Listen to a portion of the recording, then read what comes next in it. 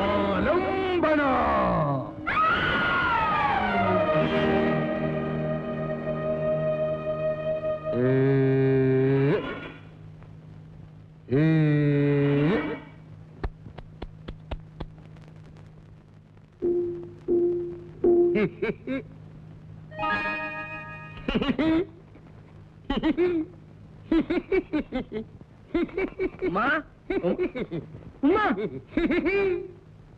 അമീർ, ഉമ്മയ്ക്ക് എന്ത് പറ്റി?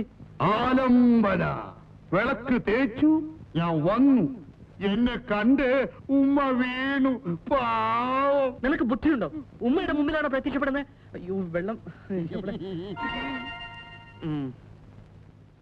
നീ മാറ്. ഉമ്മ, ഉമ്മ,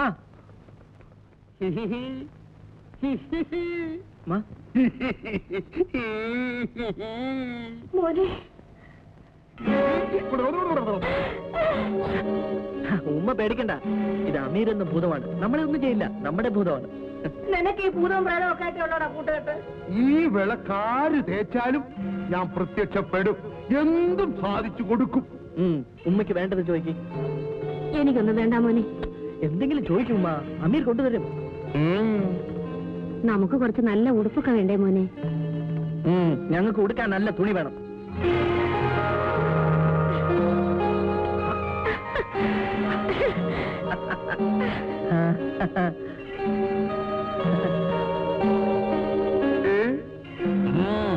ആവശ്യമുള്ളതെടുത്ത് ധരിച്ചോളൂ.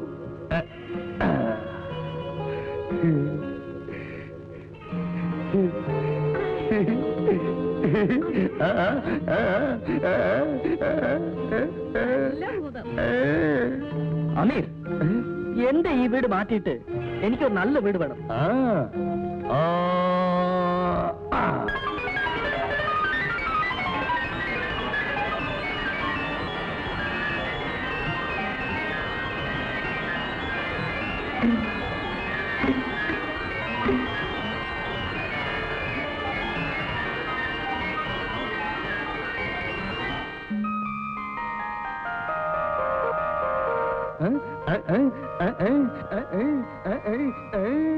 എടാ മോനെ, കൊള്ളവല്ലോടാ നിന്റെ ഭൂതം. ഇപ്പൊ മനസ്സിലായോ ഞാൻ ആരാണെന്ന്? ഞാൻ ഒന്നിനും കൊള്ളാത്തവനാണെന്ന് എന്നെ ചീത്ത വിളിച്ചില്ലേ? ഇനിയിപ്പൊ എന്താ വേണ്ടത്? ഇനി നീ ഇങ്ങനെ നടന്നാ പറ്റില്ല. എന്തെങ്കിലും ഒരു കച്ചവടം തുടങ്ങണം. അത്രയല്ലേ ഉള്ളൂ. അമീർ, എടാ മോനെ, എല്ലാ കാര്യവും നീ ഒറ്റ നിമിഷം കൊണ്ട് അമീറിനോട് പറഞ്ഞ് സാധിച്ചാലേ നാട്ടുകാർക്കൊക്കെ നമ്മളോട് സംശയം തോന്നും. അത് നമുക്ക് ആപത്താ. പിന്നെങ്ങനെ? ഒരു കാര്യം ചെയ്യാം. അന്ന് സാം രാജകുമാരിയെ രക്ഷിച്ചതിന് രാജാവ് നിനക്ക് സമ്മാനിച്ച തുക ഞാൻ സൂക്ഷിച്ചു വെച്ചിട്ടുണ്ട്. അത് വെച്ച് തുടങ്ങിയതാണെന്ന് പറയാം. ഈ വീടും അങ്ങനെ തീർത്തതാണെന്ന് പറഞ്ഞാൽ മതി. പിന്നെ ഭൂതത്തിന്റെ സഹായം കൊണ്ട് നമുക്കെല്ലാം അങ്ങ് വലുതാക്കാം. അപ്പോഴാൾക്കാർ വിശ്വസിക്കും. ശരി ഉമ്മ. മോനെ, അമീറിനെ പറ്റി നീ അതും പറഞ്ഞ് നടക്കരുതേ. അല്ല, ഉമ്മയുടെ പേടിയൊക്കെ മാറിയോ? രക്ഷിക്കുന്നവനോട് പേടിയല്ല മോനെ, ബഹുമാനമാണ് തോന്നുക.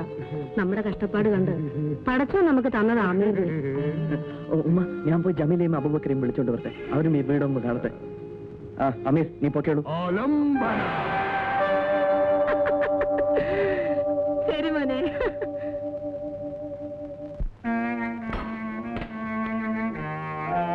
ഖമറുദ്ദീൻ ബാപ്പ, നീ ബാഗ്ദാദിലെ സേനാനായകനായതുകൊണ്ട് മാത്രം തൃപ്തിപ്പെട്ടു എന്നുണ്ടോ? ബാഗ്ദാദിലെ സിംഹാസനത്തിനൂടെ നീ അവകാശിയാവണം. ഞാനും അത് ആഗ്രഹിക്കുന്നു ബാപ്പ. അതിന് നീ റോഷൻ രാജകുമാരി വിവാഹം കഴിക്കും. രാജാവിന്റെ പ്രീതിയും വിശ്വാസവും നീ സമ്പാദിച്ചു കഴിഞ്ഞു. നീ രാജകുമാരിയുടെ സ്നേഹമാണ് നീ സമ്പാദിക്കേണ്ടത്. ഞാനതിന് ശ്രമിക്കുകയാണ്. പക്ഷേ എന്ത് പക്ഷേ? ഒന്നുമില്ല. ആദ്യമൊക്കെ രാജകുമാരി ചിലപ്പോൾ നിന്നോട് അടുപ്പം കാണിച്ചില്ല എന്ന് വരും. നീ രാജകുമാരിയുടെ സ്നേഹം പിടിച്ചു പറ്റുകയാണ് വേണ്ടത്. അതിനാരെങ്കിലും എതിരായിട്ട് നിന്നാൽ നിന്റെ വാളിൽ വേണ്ടത്ര മൂർച്ചയുണ്ടെന്നവരെ മനസ്സിലാക്കണം.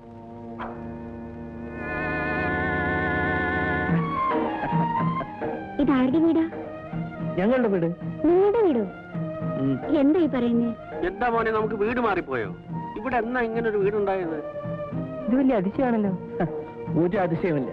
അന്ന് ഞാൻ സാമ്രാജ്യകുമാരിയെ രക്ഷിച്ചതിന് രാജാവ് സമ്മാനമായി തന്ന പണം കൊണ്ട് ഈ വീട് മാറ്റി പണിയിച്ചു. എടാ അബൂബക്കറെ, എന്താ? ഞാനൊരു കച്ചവടം തുടങ്ങാൻ പോവാ.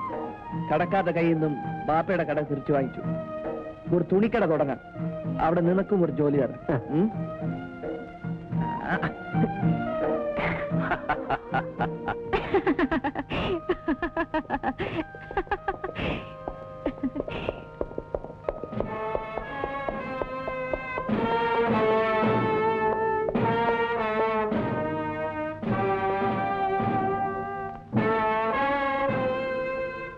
അസ്സലാമലൈക്കും. അലൈക്കും അസ്ലാം. കമറുദ്ദീൻ ഇവിടെ? എന്നെ സേനാനായകനാക്കി നിയമിച്ചു. അറിഞ്ഞു.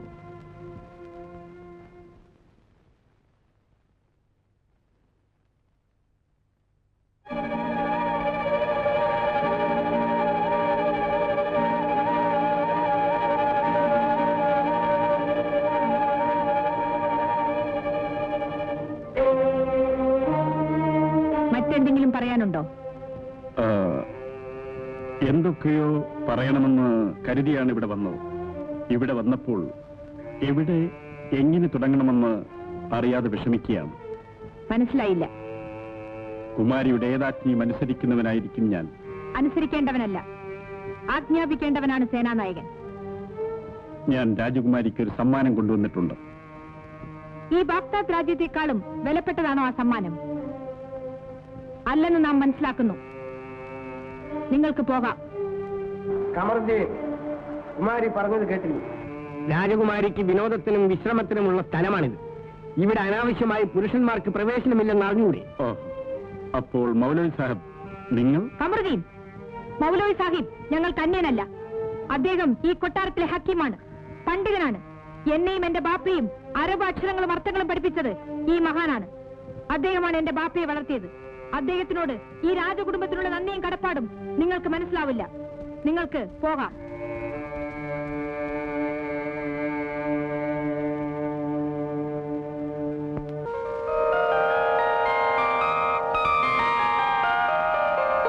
ഫാത്തിമ, നീ പുണ്യം ചെയ്തവളാടി. പടച്ചോന്റെ കൃപ കൊണ്ട് നീ യാചിച്ചതെല്ലാം നിറവേറും. തുന്നക്കാരൻ മുസ്തഫയുടെ പേര് നിന്റെ മോൻ നിലനിർത്തും. കണ്ട പിള്ളേരുമായിട്ട് തമ്മിൽ തല്ലി കണ്ടവാനം നടന്നിരുന്ന നമ്മുടെ പിള്ളേർക്ക് കുടുംബം നോക്കണമെന്നുള്ള വിചാരം പടച്ചോൻ തോന്നിച്ചല്ല. അത് മതി. അങ്ങനെ പറഞ്ഞുകൊണ്ടിരുന്നാ പറ്റില്ല. കൈനീട്ടമായിട്ട് എന്തെങ്കിലും വാങ്ങിക്കും. അതെന്റെ കൈ കൊണ്ട് തന്നെ വേണോടാ മോനെ. അതെ. എന്നാ ഒരു കാര്യം ചെയ്യും, നമ്മുടെ ബീവിക്ക് ഒരു തട്ടത്തിന് തുണി കൊടുക്കും. അത് തന്നെ ഞാനും കരുതിയത്. ബാപ്പ ഉമ്മയ്ക്കില്ലേ വാങ്ങിക്കൊടുക്കൂ. അലാവുദ്ദീൻ, എനിക്കെന്താ തരിക? ജമീല, ഈ കട തുറന്നിട്ട് ആദ്യമായി നിനക്കാ ഒരു കുപ്പായം തുന്നാൻ പോകുന്നത്.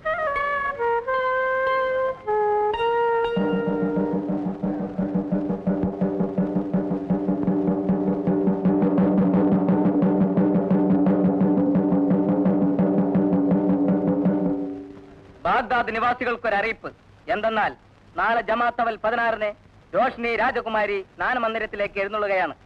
രാജകുമാരിയെ ആരും ദർശിക്കാൻ പാടില്ലാത്തതുകൊണ്ട് എല്ലാവരും കടകമ്പോളങ്ങൾ അടച്ച് അവരവരുടെ ഭവനങ്ങളിൽ കഴിയേണ്ടതാണ്. ഈ രാജശാസനത്തിനെതിരായി ആരെങ്കിലും തെരുവിൽ കണ്ടുപോയാൽ വിചാരണ കൂടാതെ അവരെ ശിരച്ഛേദം നടത്തുന്നതായിരിക്കും.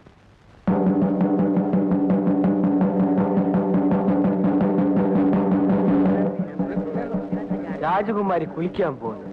ഇതിനെന്താ ഇത്ര അതിശയം? രാജകുടുംബത്തിന്റെ ആചാരപ്രകാരം കൊല്ലത്തിലൊരിക്കൽ ജമാഅത്തുൽ 16-ന് രാജകുമാരി സ്നാനമന്ദിരത്തിൽ പോയി കുളിക്കണം. രാജകുമാരി കൊല്ലത്തിൽ ഒരിക്കലേ കുളിക്കുള്ളൂ. അതല്ല, രാജകുമാരി ജനിച്ച ദിവസമാണ് ജമാഅത്തുൽ 16. വിളംബരം കേട്ടല്ലോ. നാളെ ആരും പുറത്തിറങ്ങി പോരുത് പറഞ്ഞേക്കാം. എന്താ പുറത്തിറങ്ങിയാല്? അത് തന്നെ. രാജകുമാരി ആരെങ്കിലും കണ്ട് മോഹിച്ചാലോ? അത്ര സൗന്ദര്യ. ചെറുപ്പത്തില് ഞാൻ രാജകുമാരിയുടെ ഉമ്മ കുളിക്കുന്നത് കണ്ടിട്ടുണ്ട്. ആര് കണ്ടാലും മോഹിച്ചു പോകും.